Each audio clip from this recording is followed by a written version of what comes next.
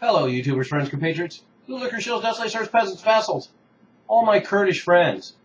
I am a useful idiot, and today I bring a pretty sad story, and that's why I want to start off by saying my condolences, very heartfelt condolences to all my Kurdish subscribers and friends and viewers out there, which I have many.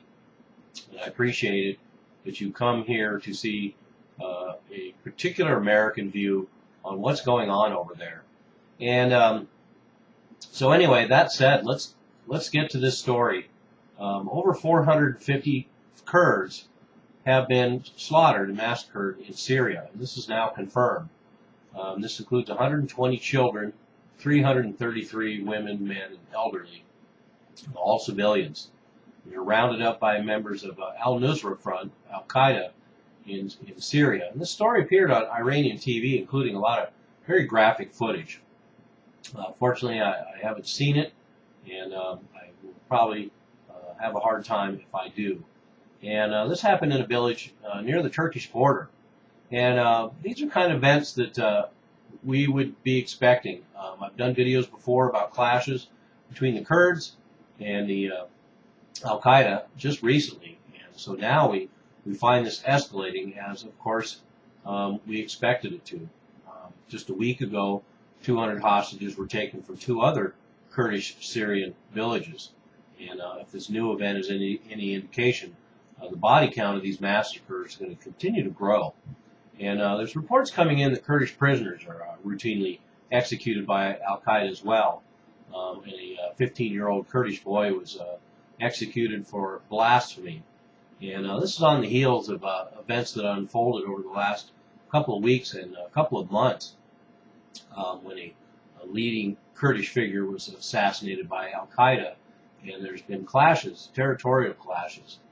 And the Syrian National Coalition, the political arm of the Syrian opposition, readily blamed Islamist attacks against Kurds on the Kurdish drive for independence.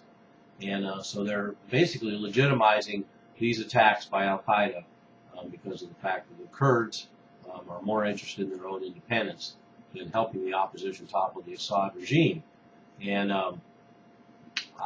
that is one way to look at it. I think the fact is the Kurds are more interested in autonomy within Syria, but they'll wait and see what happens because the vets are still off in Syria. And interestingly enough, they don't want the Kurds to declare independence, and yet there's expectations that the Al-Nusra Front are going to declare an independent Islamic state in the north of Syria, Raqqa, any day now. So a little bit of hypocrisy there. But there's a Kurdish journalist, Barzan Aysel, who confirmed that, quote, Al-Qaeda started attacking Kurdish villages on the 19th of July. After these attacks, they kidnapped many Kurds. We don't have any specific numbers yet, unquote. So we now have numbers. And Barzan went on to explain that the Kurds' non-allegiance to either side of the conflict, and I think he put it pretty well.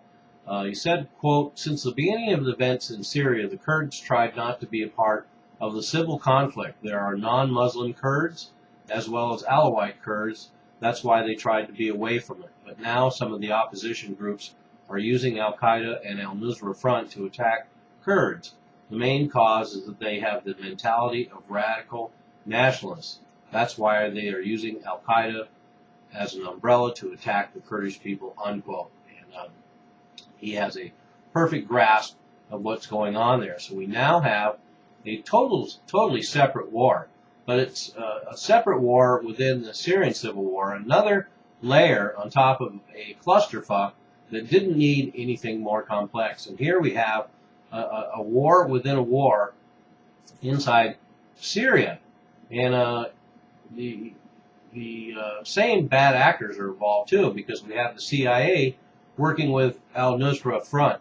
And that's one of the ironies that a lot of people don't realize. The United States government is working openly with the so-called moderate Syrian opposition and the Free Syrian Army, but the CIA is also still working with the Al-Nusra Front and arming them. So let's make that clear. And let's also make it clear that Turkey still has its hands in this. They were the ones who trained the deserters in the Free Syrian Army that makes up the secular opposition in Syria.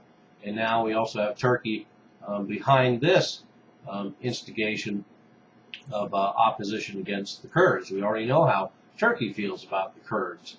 And so we have this proxy war with Al-Qaeda to control North Syria.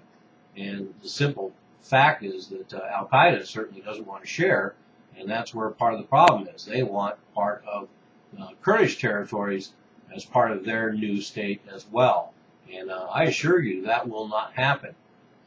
As other sources have said, and I've said in previous videos, the Kurdish region in Syria has the luxury of perhaps getting reinforcements from the PKK, and then they will be in trouble. So, so there we have it. And I also wanted to add something that a lot of people might not be aware of as well. And I noticed somebody in the comments said that the Kurds do not deserve their own country because they've never had their own country. And Kurds quickly pointed out the fact that there's been many kingdoms and many points in history where that Kurdish region was autonomous onto Kurds. And but let's be clear, the simple fact is the Kurds are the largest ethnic group in the world without a state of their own. So think about it. So that's an underpinning to this new story. And so this is quite a game changer. I can't imagine that if this is all reconfirmed, and in fact, another confirmation is Russia called for the UN condemnation of this act, deservedly so. But what's going to happen is this story probably is going to get buried in Western press, certainly in the United States. Not much is going to be said about it. Our government will probably not address it, and for them, it's just another part of the puzzle. Unless there's an aspect of it they can exploit, and there certainly are potential aspects of this they can exploit. But now we're finding the Kurds having more reason to support Assad than Al-Qaeda.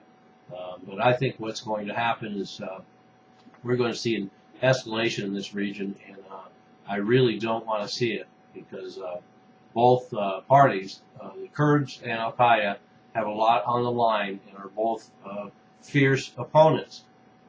So here we have 450 Kurds confirmed massacred in Syria by Al-Qaeda. I'm a useful idiot. Don't you be one too.